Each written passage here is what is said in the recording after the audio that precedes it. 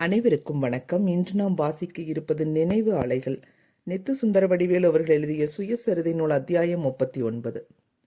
முன்னரே குறிப்பிட்டபடி எனக்கு நட்பு செல்வம் நிறைய உண்டு. மூத்த மாணவர்களைக் கண்டு வியந்து விலகிப் போவதில்லை. இளையவர்கள் என்று இகழ்ந்து நான் ஒதுக்குவதும் இல்லை. இப்போது விதியிலிருந்து ஒரு முறை விலகிவிட்டேன். நான் இன்டர்மீடியட் வகுப்பில் படிக்கையில் என்னுடன் ஆர் சோமசுந்தரம் என்பவர் படித்து வந்தார். அவர் சர் பி.டி. ராசன் அவர்களுடைய அக்காள் மகன். ஒரு சமயம் விடுதியில் அவர் அறை எனக்கு அடுத்து இருந்தது. அவரை தேடி ஒரு விடுமுறை நாளன்று மாலை பொழுதில் அரும்பு மீசையும் இல்லாத பால்வடியும் முகம் கொண்ட ஒரு சிறுவர் வந்தார். அவர் எலுமிச்சம்பழத்தை ஒத்த நிறத்தில் இருந்தார். சோமசுந்தரத்தின் அறை பூட்டி கிடந்தது. வந்த சிறுவர் என்னிடம் கேட்க என் அறைக்குள் நுழைந்தார். நான் படுத்தபடியே வார இதழொன்றை படித்துக் கொண்டிருந்தேன். வந்தவரை வரவேற்கவில்லை. சட்டை செய்யாமல் படுத்தபடியே சோமு எங்கு சென்றிருக்கிறார், எப்போது வருவார் என்று தெரியாதென்று பதில் கூறினேன். யார் என்று கேட்கவில்லை. நான் சொன்ன தோரணையில் காத்திருக்கலாமா என்று கேட்கவும் அவருக்கு துணிவில்லை. உடனே வெளியேறிவிட்டார். அவர் உள்ளம் எவ்வளவு புண்பட்டதோ. திரு சோமசுந்தரம் அறைக்கு திரும்பியதும் அவரை சிறுவர் தேடி வந்ததை பற்றி சொன்னேன். வந்தவரின் தோற்றத்தை விவரித்தேன். பார்ப்பன பையன் போல் தோன்றிற்று என்று சொன்னேன். சோமு வீழ்ந்து வீழ்ந்து சிரித்தார். பார்ப்பன பிள்ளையானால் தான் யார் என்பதை சொல்லிவிட்டே போயிருப்பார். இவர் யாரும் அல்ல, உனக்கு ஏற்கனவே நண்பரான திரு டி.ஜி. பாலசுப்பிரமணியத்தின் தம்பி. உயர்நிலைப்பள்ளி மாணவர், டி.ஜி. ஸ்ரீனிவாசன் என்று பெயர் என்றார். திரு டி.ஜி. பாலசுப்பிரமணியம் திரு மீ. பக்தவச்சலத்திற்கும் திரு பி.டி. ராசனுக்கும் மைத்துனர். பின்னர் ஓவி அழகேசனுக்கும் மைத்துனரானார். என்னுள் சொல்ல முடியாத வெட்கமும் வேதனையும் பொங்கி போட்டியிட்டன. சில நாள்களுக்கு பிறகு சீனிவாசன் மீண்டும் சோமுவை தேடி வந்தார். சோமு அப்போது அறையில் இருந்தார். சோமு வந்தவரை அழைத்து கொண்டு என் அறைக்கு வந்தார். எனக்கு அறிமுகம் செய்து வைத்தார். முன்னே முகந்திரிந்து நோக்கியதற்கு ஈடு செய்தேன். பரிவோடு வரவேற்றேன். பாசத்தோடு பழகினேன். அது முதல் எவரிடமும் முனைப்போடு நடந்து கொள்வதில்லை என உறுதி பூண்டேன். அதிலிருந்து இதுவரை தளர்ந்ததாக நினைவு இல்லை. திரு சீனிவாசன் திரு மீ. பக்தவச்சலம் அவர்கள் வீட்டில் தங்கி படித்துக் கொண்டிருந்தார். திரு பாசு கைலாசம் சீனிவாசனின் நண்பர், வகுப்பு மாணவர். மயிலாப்பூரில் ராமகிருஷ்ண மடத்திற்கு அருகில் ஒரு பங்களாவில் குடியிருந்தார். சீனிவாசனால் அவரும் எனக்கு அறிமுகமானார். நல்ல நண்பரானார். மிக நெருங்கியவரானார். திரு கைலாசம் உயர்நீதிமன்ற நீதிபதி ஆன பிறகே நான் விலகி இருக்கத் தொடங்கினேன்.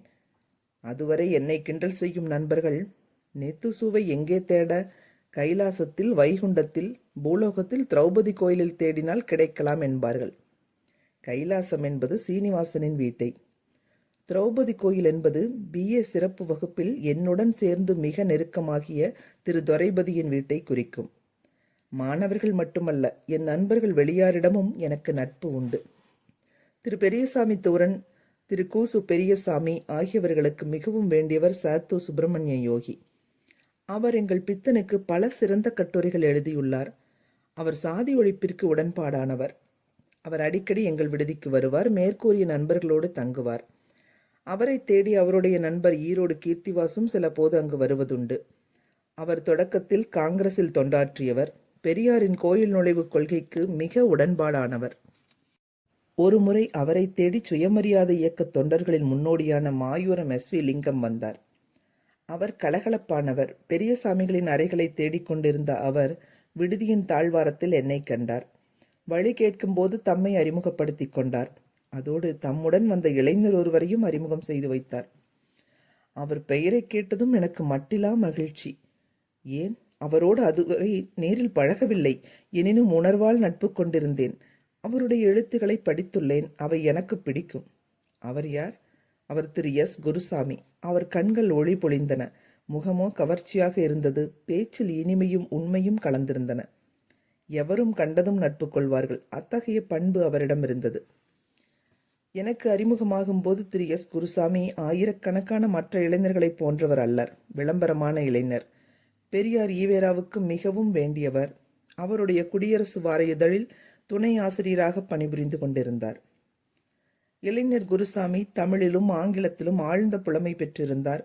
அதோடு இரு மொழிகளிலும் நன்றாக பேசவும் எழுதவும் வன்மை பெற்றிருந்தார். எப்போது? 1929 இளமை பருவத்திலேயே.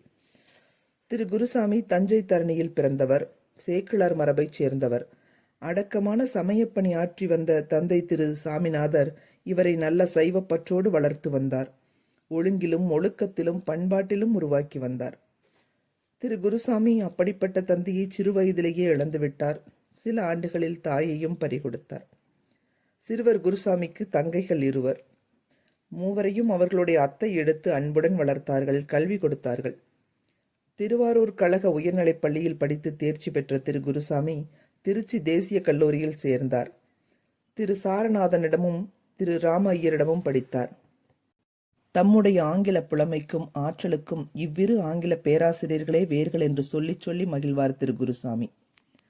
பேராசிரியர் ராம ஐயர் 50களிலும் சென்னைக்கு வந்தால் தம்முடைய பழைய மாணவர் குருசாமியை வந்து பார்ப்பதுண்டு.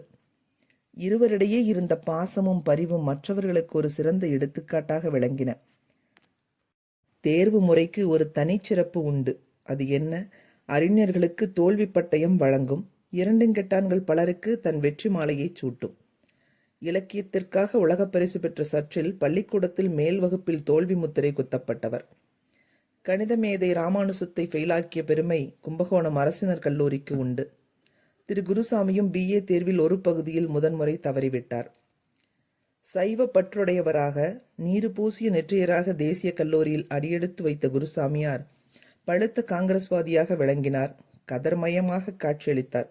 மணிப்பர்ஸ் கூட கதராலானது. இப்படி இருக்கையில் பூவாளூர் திரு பொன்னம்பலனார் என்பவர் திரு குருசாமிக்கு நண்பரானார். திரு பொன்னம்பலனார் சைவ உலகில் சுடர்விட்டு பின்னர் பெரியாரிடம் சேர்ந்தவர். அவர் வழியாக சுயமரியாதை இயக்கத்தின் வார இதழாகிய குடியரசை படிக்க தொடங்கினார். திரு குத்தோசி குருசாமி தொடர்ந்து படித்தார். சுயமரியாதைக்காரராகிவிட்டார். 1928 BA தேர்வு எழுதி முடித்த திரு குருசாமியை திரு பொன்னம்பலனார் ஈரோட்டிற்கு அழைத்து சென்றார். பெரியார் ஈவேராவிடம் அறிமுகம் செய்து வைத்தார். திரு குருசாமி சுயமரியாதை இயக்கத்திற்கு கிடைத்த நல்ல புதையல் என்பதை பெரியார் சில மணித்துளிகளில் உணர்ந்துவிட்டார். தம்முடைய குடியரசு இதழின் துணை ஆசிரியராக அமர்த்தி கொண்டார். திரு குருசாமிக்கு புகைப்பிடித்தல், பொடி போடுதல் முதலிய தீய பழக்கம் எதுவும் கிடையாது. எப்படிப்பட்டவர்களையெல்லாமோ பொறுத்து கொண்டு இயக்கத்தை நடத்திய பெரியாருக்கு எந்த தீய பழக்கமும் இல்லாத திரு குருசாமி செல்லப்பிள்ளையாகிவிட்டார். தன்மான இயக்க தந்தை பெரியாரின் முதல் தளபதியாகிவிட்ட திரு குருசாமிக்கு பெரியார் முன்னின்று திருமண ஏற்பாட்டை செய்து முடித்து வைத்தார். திரு குருசாமி கலப்பு திருமணம்தான் ஏற்பாடு செய்ய வேண்டும் என்று சொல்லியிருந்தார்.